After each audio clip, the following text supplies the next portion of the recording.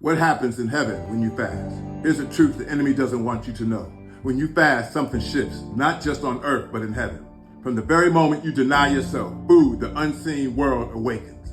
The silence of your hunger becomes a sound in the spirit, a cry that reaches the heart of God.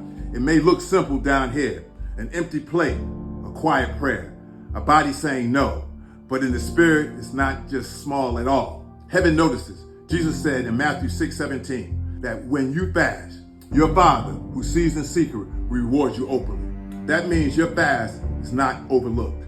It is recorded. It is honored, because fasting isn't just skipping a meal. It's trading earthly comfort for heavenly power. It's telling God, I want you more than I want bread. Like Jesus in Matthew 4:4, man shall not live by bread alone, but by every word that proceeds from the mouth of God. Fasting is a declaration that the word is your real fuel. When you do that, the atmosphere of the unseen begins to move. Your hunger becomes a holy offering. Psalms 35:13 says, I humbled myself with fasting. That's what makes fasting humility with teeth. It's the soul bowing low enough from heaven to step into close.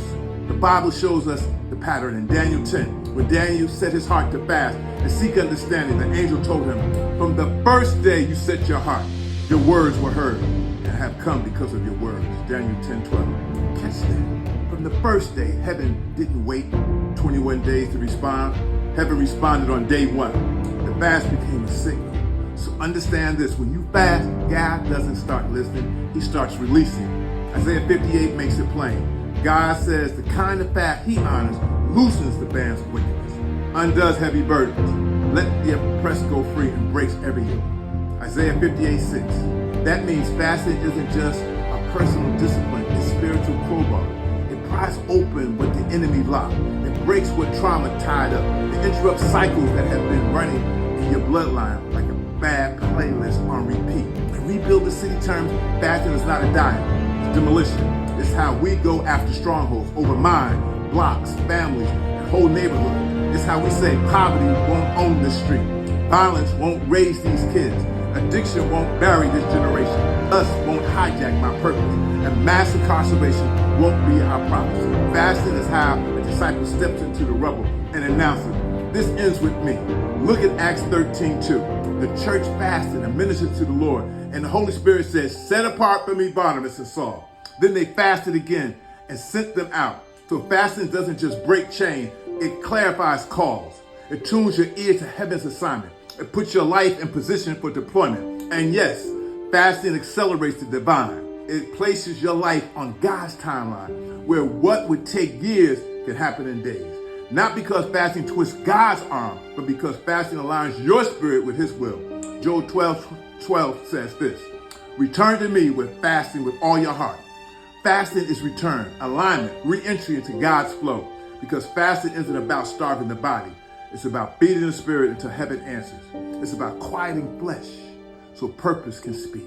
It's about lowering the volume of cravings so calling can get the microphone back. It's about saying, God, I refuse to be ruled by appetite when I'm called to walk in authority. And when that happens, invisible chains start cracking. Doors that were sealed start loosening. The fog lifts, discernment sharpens, strength returns. Isaiah 58:8 says, when you fast God's way, your light will break forth like the dawn.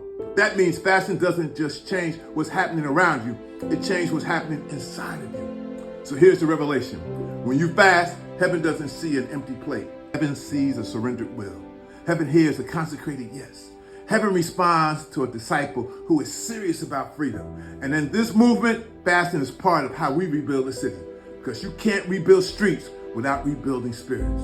So fast with faith, fast with expectancy, fast knowing that from the first day, heaven heard you. And what God starts releasing in the unseen will show up in the seen right on time. Let's rebuild the city. Ashe.